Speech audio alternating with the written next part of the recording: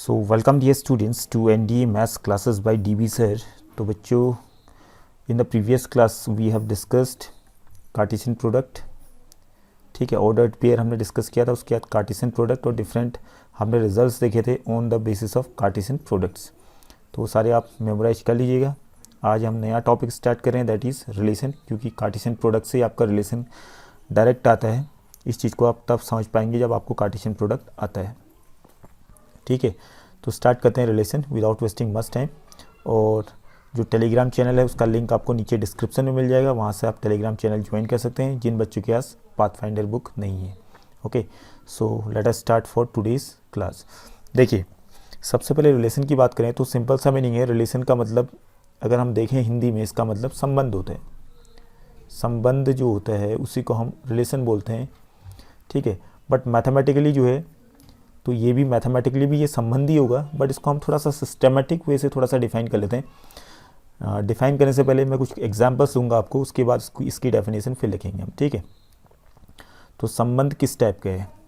Suppose कीजिए हमने एक सेट लिया, ए सेट में हमने लिखा सेट ए को माना हमने set of 6 teachers P Q R S T you. ये आपका सेट ऑफ 6 टीचर आ गए। दैट मीन्स इसके जो एलिमेंट्स बनेंगे वो क्या बनेंगे, P Q R S T you. ये हो गए आपके 6 टीचर्स का एक सेट। और पी क्या है, टीचर है, क्यू भी टीचर है, आर भी टीचर है, ये सारे टीचर्स के नाम हो गए। और एक बी सेट बनाया हमने, और बी सेट के अंदर लिख दिया सब्जेक्ट्स। ठीक है, तो ये हो गया हमने अ सेट ऑफ 5 सब्जेक्ट्स लिख दिया। Okay, set of 5 subjects, physics, chemistry, maths, bio and English suppose. ठीक है, तो इसको हम रोस्टर फॉर्म में कैसे लिखेंगे, equal to physics comma chemistry, bio, maths, English. Okay, ये सेट ऑफ 5 सब्जेक्ट्स हो गए। सब्जेक्ट्स के नाम आपके सामने में। ठीक, तो हमने एक रिलेशन कहा, रिलेशन नाम दे दिया यहाँ पे। तो रिलेशन आपका सेट ए से सेट बी में एक रिलेशन स्थापित करेंगे हम यहाँ। कैसा रिलेशन होगा आप उसको देखिएगा। ठीक है, तो हमने ए सेट हमने ये लिखा, ए सेट को डायग्रामेटिकली ये रिप्रेजेंट किया और बी सेट को डायग्रामेटिकली ये रिप्रेजेंट किया। ए सेट के एलिमेंट्स थे P Q R S T U, and B set के एलिमेंट्स थे physics, chemistry, bio, maths and English. ठीक है, और हमने कहा कि सेट ए का जो पी टीचर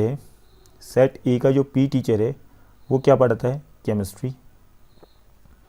और सेट ए आपका सेट ए पहला वाला हो गया, सेट बी दूसरा हो गया। सेट ए का टीचर क्यू सब्जेक्ट बायो पढ़ाते हैं, एंड सेट ए का टीचर आर मैथ्स पढ़ाते हैं, सेट ए का टीचर एस इंग्लिश पढ़ाते हैं, एंड सेट ए के टीचर टी जो हैं फिजिक्स पढ़ाते हैं। ठीक है, तो सेट ए से सेट बी में एक रिलेशन स्थापित हो गया जिसको हम आर लेटर से डिनोट करेंगे। तो आर को हमने क्या कहा, आर को हमने कहा कि आर एक रिलेशन बन गया। इसको हमने सेट बिल्डर फॉर्म में लिखा। ठीक है, A comma B such that, यहाँ पर लिख दिया B subject is taught by teacher A. और यहाँ पे लिख दिया एंड ए जो इसका पहला ऑर्डर्ड पेयर्स बनेंगे, इनका पहला element A belongs to set A हो गया, एंड दूसरा एलिमेंट ऑर्डर्ड पेयर का बिलोंग्स टू बी सेट हो गया। ओके, दैट मीन्स ये हमारा रोस्टर फॉर्म में लिख दिया हमने व्हाट पी क्या पढ़ाते हैं, केमिस्ट्री, पी कॉमा केमिस्ट्री, एक ऑर्डर्ड पेयर ये बन गया। ठीक है, दूसरा ऑर्डर्ड पेयर क्या बन गया, क्यू कॉमा बायो, एंड तीसरा ऑर्डर पेयर बन गया आर कॉमा मैथ्स, एंड चौथा ऑर्डर पेयर बन गया S comma English, and last वाला order pair T comma physics. ठीक है, ये फिजिक्स हो गया। And this is a relation from set A to a different set B. दोनों सेट आपके नॉन एम्प्टी सेट हैं, क्लियर कट हैं। ए भी नॉन एम्प्टी सेट है और बी भी नॉन एम्प्टी सेट है। मीन्स एक सिस्टमेटिक तरीके से हमने इसको डिफाइन कर लिया है। दो एम्प्टी सेट के बीच में रिलेशन स्थापित हो चुका है, और रिलेशन किस प्रकार से स्थापित हो रखा है आपके सामने में क्लियर है। दोनों रोस्टर फॉर्म में भी हमने लिखा हुआ है एंड सेट बिल्डर फॉर्म में भी आपने लिखा हुआ है। ओके, तो सेट बिल्डर फॉर्म में आपको क्लियर हो गया है। B subject is taught by teacher A, और इसके अंदर जो जितने भी एलिमेंट्स आएंगे ऑर्डर्ड पेयर्स के फॉर्म में आपको क्लियर कट है। ऑर्डर्ड पेयर के जिसका जो पहला एलिमेंट है वो सेट ए का है और दूसरा एलिमेंट जो है सेट बी को बिलोंग करता है। Hope this is clear. तो इसी को हम रिलेशन नाम देते हैं, और ये जो रिलेशन होगा ये सबसेट बनेगा किसका, ये सबसेट ऑलवेज होगा किसका, ए क्रॉस बी के कार्टेशियन प्रोडक्ट का, क्योंकि ए क्रॉस बी में भी ऑर्डर्ड पेयर्स आएंगे। ठीक है, तो सारे के सारे पॉसिबल ऑर्डर्ड पेयर्स आएंगे। ठीक है, total number of ordered pairs कितने बनेंगे यहाँ पे, टोटल नंबर ऑफ एलिमेंट्स कितने बनेंगे ए क्रॉस बी की, हमने पहले पढ़ा था total number of elements of A into total number of elements of B. ठीक है, ये हमने पढ़ा था total number of elements in A cross B equal to, हमने ये लिख दिया। ठीक है, दैट मीन्स हमें मालूम है ए क्रॉस बी में इतने एलिमेंट्स बनेंगे। ठीक है, मान लेते हैं ए सेट में m एलिमेंट्स हैं और बी सेट में n एलिमेंट्स हैं। ठीक है, तो ए क्रॉस बी में कितने एलिमेंट्स हो गए, m into n elements, that means mn elements. और ए क्रॉस बी के टोटल नंबर ऑफ सबसेट्स कितने बनेंगे, फिर total number of subsets will be equal to 2 to the power mn। ठीक है, total number of subsets of A cross B, total subsets. ठीक है, तो इतने ही आपके रिलेशंस भी बन सकते हैं ए से बी में, ए सेट से बी सेट में इतने टोटल नंबर ऑफ रिलेशंस बन सकते हैं। Okay, once again I am telling you, तो इंपॉर्टेंट पॉइंट है, यहाँ पे नोट कीजिएगा।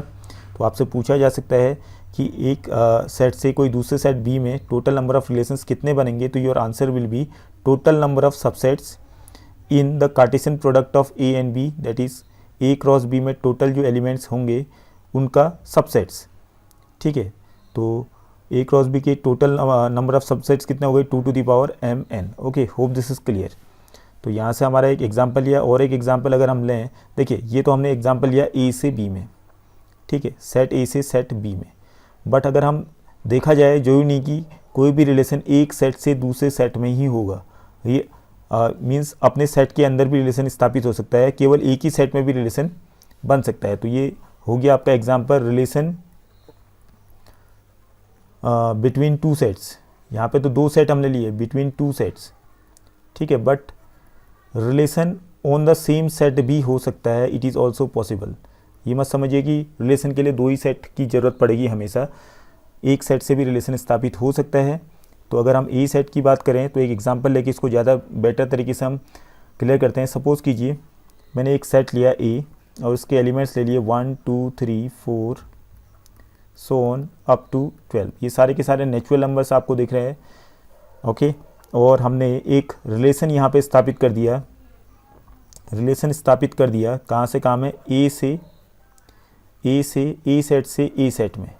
ठीक है, तो यहाँ पे हमने एक रिलेशन इस तरीके से डिफाइन किया कि relation is equal to A comma B such that B equal to 3a लिख दिया। एंड अब यहाँ पे स्पष्ट करना पड़ेगा ए क्या है, ए एलिमेंट है ए का, and B is also element of A, B भी आपका ए का ही एलिमेंट है। ओके, तो रोस्टर फॉर्म में क्या आ जाएगा फिर आपका ये, R will be equal to, चलो हम ए लेना शुरू करते हैं। ए सबसे पहले मैंने 1 से स्टार्ट किया, सेट ए का पहले एलिमेंट 1 लिया, तो 1 लेने पर बी की वैल्यू कितनी आ जाएगी, 3, 3 1 जा 3, दैट मीन्स 1,3 आपका एक एलिमेंट हो गया आर का। ठीक, फिर दूसरा एलिमेंट क्या होगा, दूसरा ऑर्डर्ड पेयर, फिर 2 लूँगा सेकेंड एलिमेंट ए का, तो बी की वैल्यू कितनी आ जाएगी, 3 2 जा 6, तो दैट मीन्स 2,6 दूसरा एलिमेंट आ गया। एंड 3 लूँगा ए का, तो बी की वैल्यू कितनी आ जाएगी, 3 3 जा 9, तो 3,9 आ गया। ठीक है, वैसे ही 4 लूँगा ए से, तो बी की वैल्यू आ जाएगी 12। अब फिर 5 लूँगा तो 5 लेने पे b की वैल्यू आ गई 15, तो ये आपका पॉसिबल नहीं होगा। 5,15 इस रिलेशन के अंदर नहीं आ सकता है। वाई? बिकॉज इसका पहला एलिमेंट a तो बिलोंग कर रहा है a को, a का एक एलिमेंट है, बट जो दूसरा b वाला जो पार्ट है जहाँ पे 15 आया, 15 is not an element of a, तो ये आपका a क्रॉस a का एक एलिमेंट नहीं है।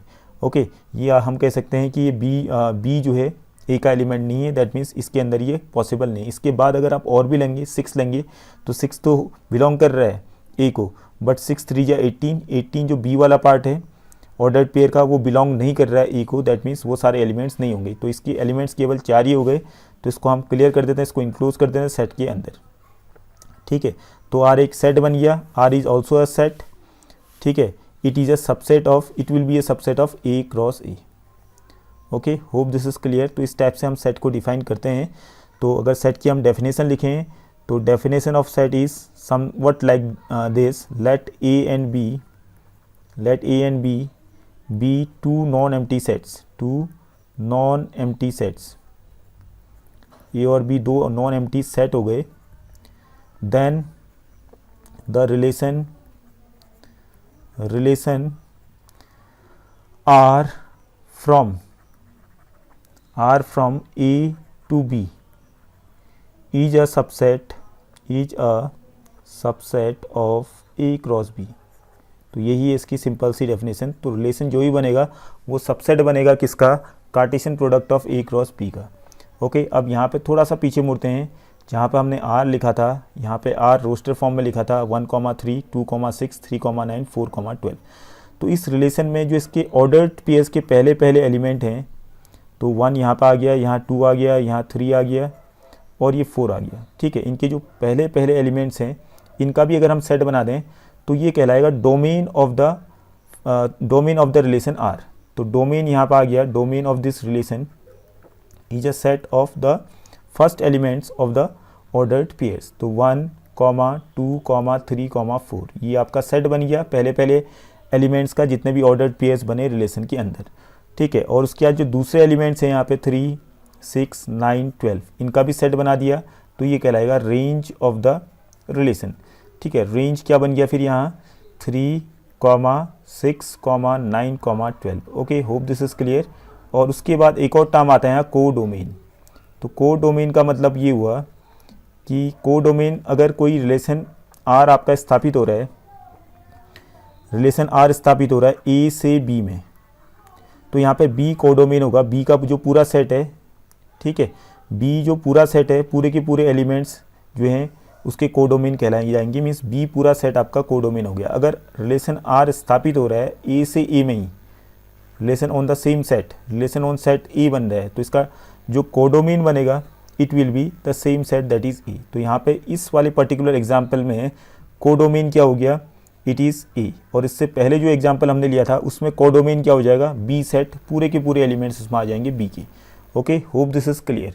तो इसमें इंपॉर्टेंट चीज़ें आपने देख ली हैं, रिलेशंस किस तरह से स्थापित हो रहा है, और रिलेशन के जो एलिमेंट्स होने चाहिए वो ऑर्डर्ड पेयर्स के फॉर्म में होंगे। ओके, और रिलेशन जो होगा एक सबसेट बनेगा किसका? Cartesian product of A cross B या Cartesian product of A cross A. अगर आपका रिलेशन ए से बी में है तो वो ए क्रॉस बी का जो है सबसेट होगा, और अगर ए से ए में ही है, relation on the same set ए है, तो उसके जो एलिमेंट्स होंगे सारे के सारे ऑर्डर्ड पेयर्स वो कार्टेशियन प्रोडक्ट ए क्रॉस ए के एलिमेंट्स होंगे। Okay, hope this is clear.